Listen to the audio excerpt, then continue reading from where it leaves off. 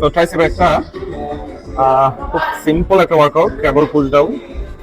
ওইটারই একটা ভেরিয়েশন আমরা chest supported cable pull down করবো, যাতে করে বডি ইউজ না হয়, এটাতে যতটুকু পসিবল বডি না ইউজ করে শুধু ট্রাইসেপের ল্যাটারাল হেডটা টার্গেট করার চেষ্টা করবো। ঠিক আছে, এমফাসাইজ হবে ট্রাইসেপের ল্যাটারাল হেড। কিভাবে পারফর্ম করবো এটা? এলবো একটা সার্টেন পয়েন্টে ফিক্স হয়ে যাবে, স্কুইজ সামনের দিকে, এলবো থেকে সামনের দিকে আমরা স্কুইজ দেওয়ার চেষ্টা করবো। এলবো ফিক্স রেখে যতটুকু পসিবল স্ট্রেচ দেওয়ার চেষ্টা করবো, স্কুইজ।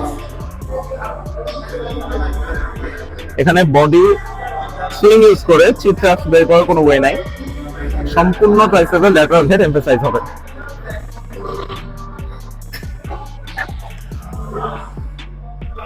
সো এই ওয়ার্কআউটটাতে চিট করার কোনো ওয়ে নাই, বিকজ এখানে পুরো বডিটা ফিক্স থাকবে। আমরা শুধু এলবো ফিক্স রেখে ল্যাটারাল হেডটা দিয়ে আমরা ওয়ার্কআউটটা পারফর্ম করার চেষ্টা করব।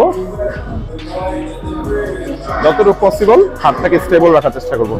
স্ট্রেচটা যে দিব উপরে, স্ট্রেচটা প্রপার যাতে হয়, এলবো ফিক্স থাকে এবং প্রপার যাতে উপরে উঠে সেই জিনিসটা মেক শিওর করব। আর্মসের মধ্যে সবচেয়ে বড় পার্ট হচ্ছে ট্রাইসেপ। সো ট্রাইসেপটাকে আমরা যদি বেশি আইসোলেট করতে পারি, অর্থাৎ ট্রাইসেপে যদি ভলিউম অ্যাড করতে পারি, আমাদের ওভারঅল আর্ম সাইজটা কিন্তু বড় দেখাবে।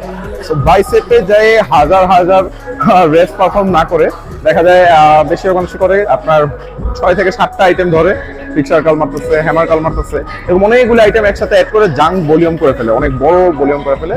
সো বাইসেপের মাসলটা অনেক ছোট থাকে, ওটাতে এত আইসোলেট করার প্রয়োজন হয় না। আমরা কি করব, চেষ্টা করব যাদের আর্ম সাইজ বড় করার ইচ্ছা ট্রাইসেপ দিয়ে ওয়ার্কআউট শুরু করবেন। জাস্ট ছোট্ট একটা টিপস, এটা সবার ক্ষেত্রে কাজে দিবে এমন না, আমার ক্ষেত্রে ভালো কাজে দিচ্ছে, আমার স্টুডেন্টদের উপর কয়েকজনের উপর খুবই ভালো কাজে দিচ্ছে। সো শুরু করবেন ট্রাইসেপ দিয়ে এবং শেষ করবেন বাইসেপ দিয়ে। এটা কয়েক উইকস চালাবেন, লাইক 4 to 6 উইকস এটা এভাবে চালাবেন, দেন আবার চেঞ্জ করবেন, ওয়ার্কআউট প্রোটোকল চেঞ্জ করে ইউজ করবেন।